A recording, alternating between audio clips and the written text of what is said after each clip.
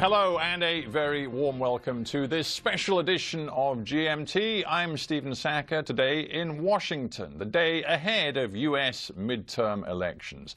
President Trump isn't up for re-election tomorrow, but you wouldn't know it given the way he has been campaigning, even telling supporters at rallies to pretend he is on the ballot.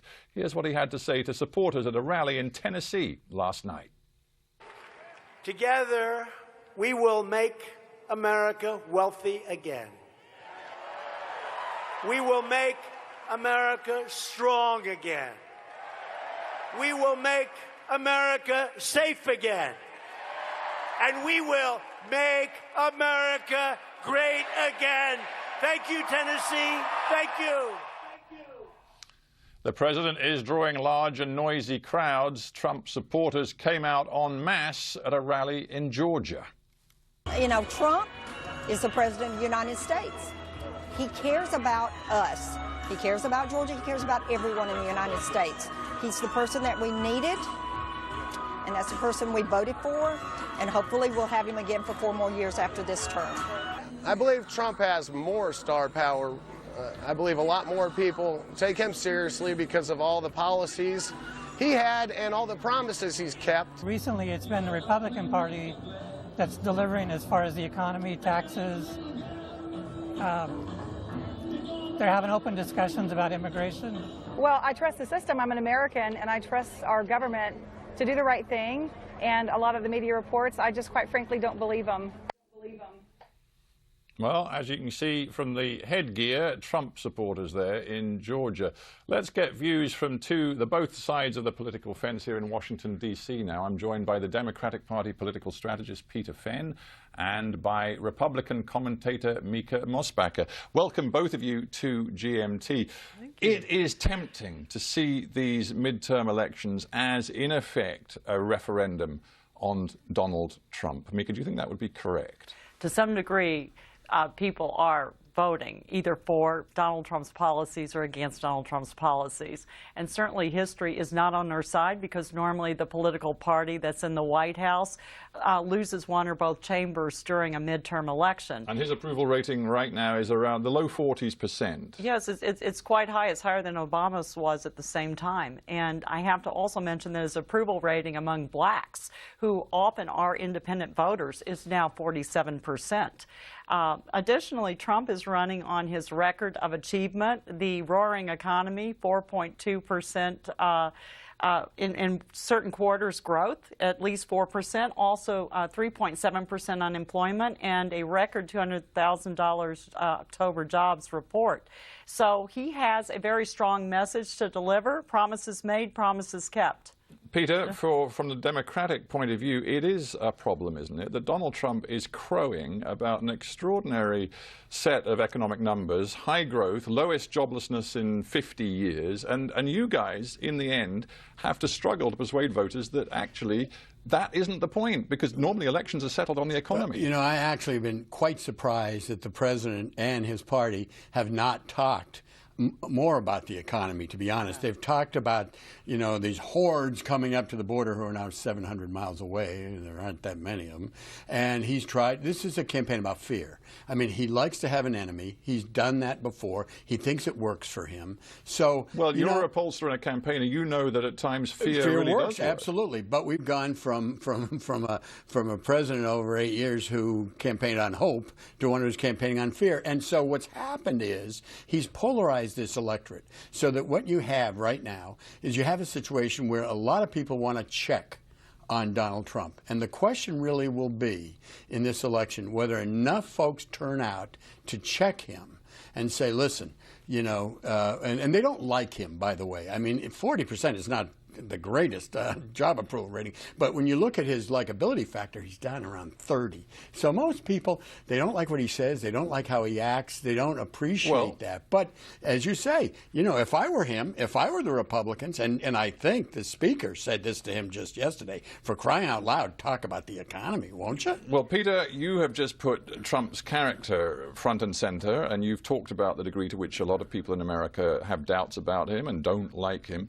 The BBC he, just in the last couple of days, recorded an interview with the former FBI director, James Comey. Now, Mr. Comey has told the BBC that Mr. Trump, in his view, is simply unfit to hold the office of president. He, of course, was fired by Donald Trump last year as the FBI investigated Russian meddling in the 2016 US presidential election. So let's have a look at James Comey's words to Panorama. I have a vantage point because I know this guy and I saw him up close. And if I don't speak about it, shame on me. And so, yeah, I'm not pretending to be impartial. I have a strong view. I don't think President Trump is morally fit to be president of the United States. That's a very strong view. But if I don't share it, I'm a coward. And so I'm just trying to be transparent and honest. We have a person in the Oval Office who acts in a way that's inconsistent with our values.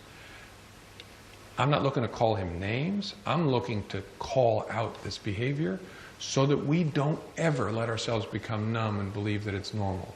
Because it's not normal.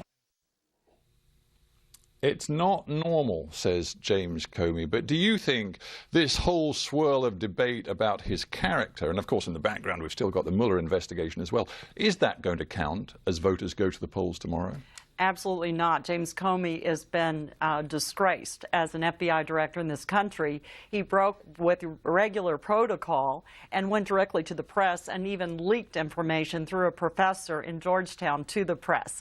Additionally, the Inspector General investigated not only Andy McCabe but Peter Strzok, both who've been fired from the FBI, who were under James Comey's watch. Additionally, he tweeted yesterday that he had received a call from an independent pollster and asked him if he would vote Republican. Now, I thought that individuals within the DOJ were supposed to be non-political, and he said he would never vote for a Republican. James Comey would never vote for a Republican as long as Donald Trump was president. So he has already indicated that he shows political bias, which James Comey and Andrew McCabe were accused of, along with Peter Strzok, during this entire Hillary Clinton email scandal. So Mica's message, Peter, is that the Trump personal issues and factors have already been valued into the market, so to speak. I think they have, in a sense, and that's one of the problems he's got. Why do we have the greatest gender gap in the United States right now?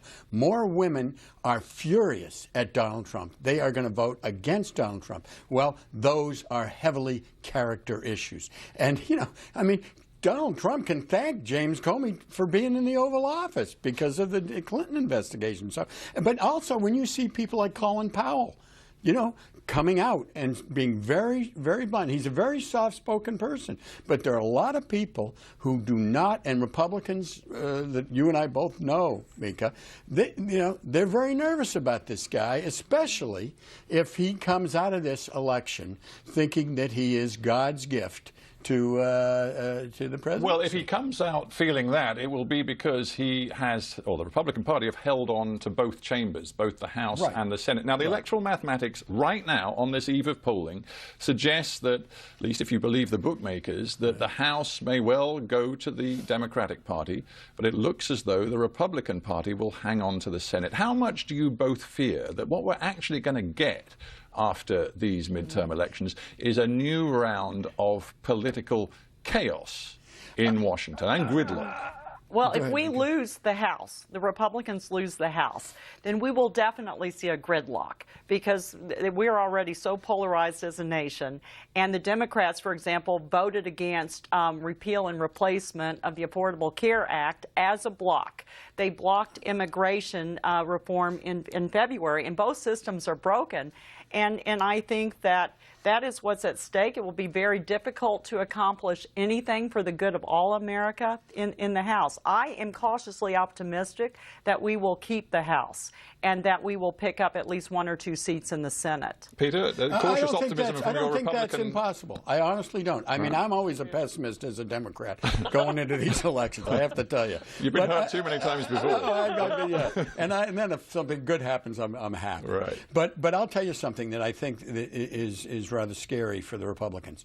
You know, they thought they had the issue of all time going into 2010 with the Affordable Care Act. Well, now over half the ads the Democrats have made have been on pre-existing conditions and the Affordable Care Act and health care. The Democrats have traction on that. The Republicans did not want to talk about their tax cuts. Why? 83% of those tax cuts went to the wealthiest 1% of Americans. Now, most people are getting that. And so this is going to be a little tricky. I would like to see, I agree with Mica, I would like to see some things happen. I'd like to see something happen on infrastructure with both Democrats and Republicans. I'd like to see some foreign policy actions which are bipartisan. But in a word from both of you, it's going to be probably more polarization, not cooperation. I think that's correct. And I agree with that. All right, well, we've got some agreement at last. Thank you both. We can work across the aisle. Thank you. There you go.